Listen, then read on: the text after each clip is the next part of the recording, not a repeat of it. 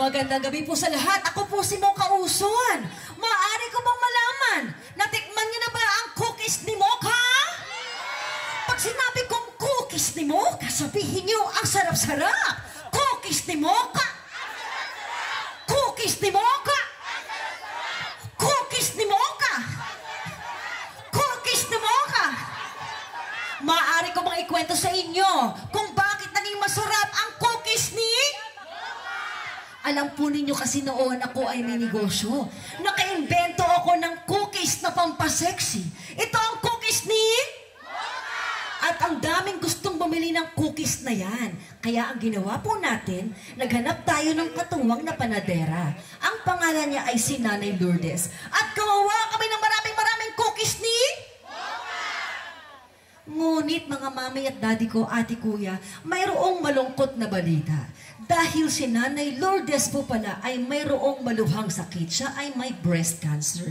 Kaya nung nalaman po natin yon, ang cookies ni Mocha na nagsimulang negosyo ay nagkaroon ng advokasya dahil tinulungan natin si Nanay Lourdes at iba pang mga nanay at kababaihan na may breast cancer na magkaroon ng pangkabuhayan at matulungan sila sa kanilang pagpapagamot.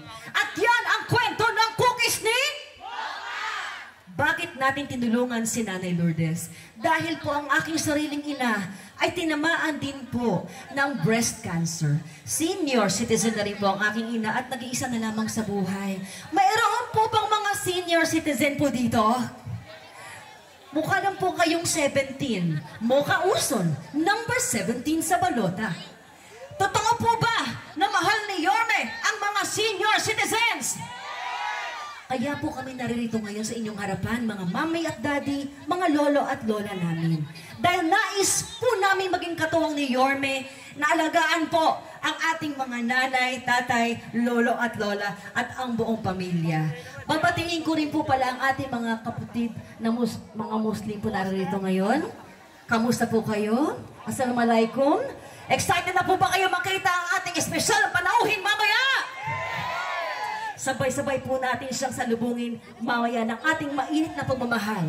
Panghuli na lamang po, si Mocha Uson po ay nagserbisyo sa nasyonal na gobyerno sa pamumuno po ng ating mahal na dating Pangulo na si Rodrigo Roa Duterte. Meron po ba nagmamahal dito kay Tatay Digong? Duterte! Duterte! Duterte! Nawa po ang isang katulad ko na si Mocha Uson, na kapwa po ninyo nagmamahal kay Tatay Digong, ay mabigyan nyo rin po ng pagkakataon na magserbisyo po dito sa ating distrito. Sa awa po ng Diyos, sa tamang pagkakataon at sa tulong po ninyo, inshallah, makapagserbisyo din po si Mocha Uson dito sa ating distrito. Maaari po bang magserbisyo po sa inyo si Mocha Uson dito po sa ating distrito? Sa pangunguna po yan nang magbabalik na si Yorme Isko Moreno Dumogoso kasama si Vice Mayor Chi Atienza.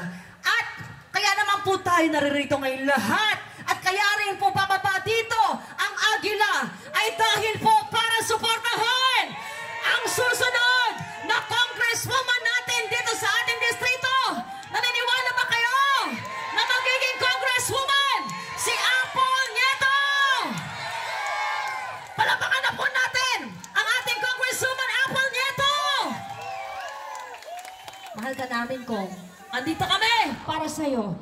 Muli ako po si Mocha Uson, nawa po'y inyong mapagbigyan na magserbisyo dito sa mahal nating distrito. Number 17 sa balota, Mocha Uson, maraming salamat po.